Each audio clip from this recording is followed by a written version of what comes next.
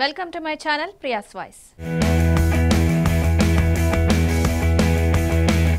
Tollywood hero Gopichand career లో యజ్ఞం movie మైలురాయిలుగా నిలిచింది.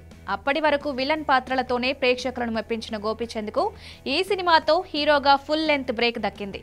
యాక్షన్, ఎమోషన్ కలగలిపిన ఈ సినిమా బాక్స్ ఆఫీస్ దగ్గర మంచి విజయం సాధించింది.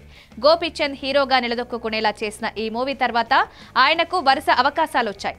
అలా ఇండస్ట్రీలో తనకంటూ ఓ ప్రత్యేకమైన గుర్తింపు ఏర్పరచుకున్నాడు.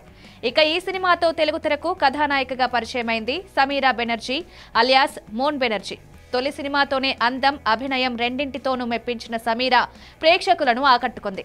అందుకే ఈ మూవీ సక్సెస్ అయిన తర్వాత ఆమె తెలుగులో మరిన్ని అవకాశాలు దక్కించుకుంటుందనుకున్నారు.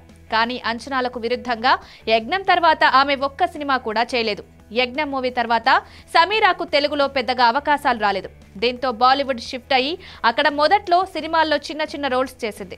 ఆ తర్వాత బుల్లితెర ఎంట్రీ ఇచ్చి వరుసగా సీరియల్స్ చేస్తూ టెలివిజన్ రంగంలో దూసుకుపోతోంది.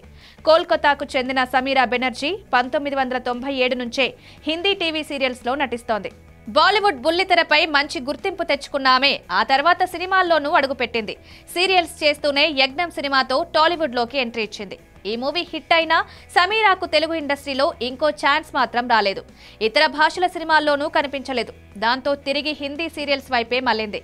ప్రస్తుతం సమీరా దోరీ అనే హిందీ సీరియల్లో కీలక పాత్రలో నటిస్తోంది.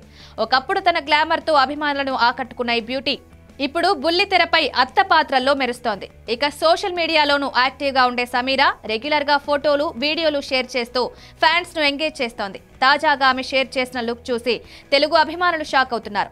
యజ్ఞంలో చూడ్డానికి ఎంత అందంగా ఉందో ఇప్పుడు చూస్తే గుర్తుపట్టలేరని కామెంట్లు చేస్తున్నారు.